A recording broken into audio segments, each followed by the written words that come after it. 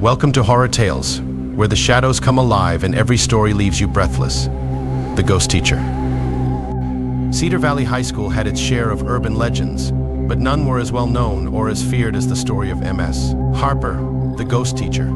According to the whispers passed down through generations of students, Ms.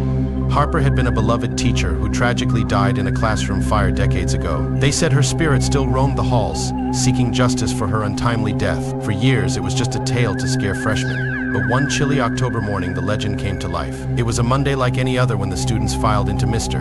Daniel's history class, only to find him absent. Instead, there was a woman standing at the front of the room, her back to the class, as she wrote something on the blackboard. The students exchanged confused glances.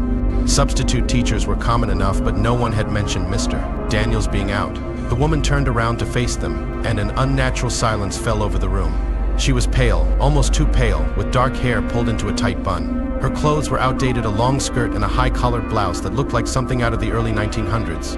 But it was her eyes that sent a chill through the room. They were cold and distant, as though she were staring right through the students. "My name is Ms. Harper," she said in a voice that was both soft and stern. "Today we will learn about the history that this school has forgotten." The name sent a ripple of unease through the class. Some students smirked, assuming it was a joke, but others exchanged nervous glances. Everyone knew the story of Ms. Harper, but this woman couldn't be her, could she? She began the lesson, speaking in a monotone voice as she scribbled dates and events on the board. The students tried to focus, but something about her was deeply unsettling. The air in the room felt thick, heavy, with a sense of foreboding.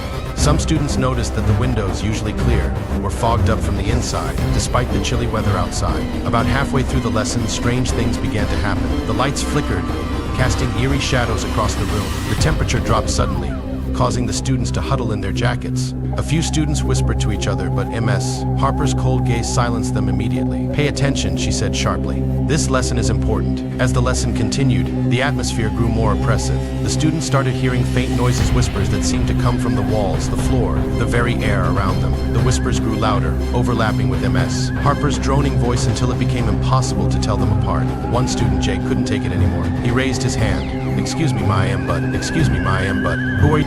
"I told you I am Ms. Harper, your teacher, and you will respect me." Jake felt a sudden pressure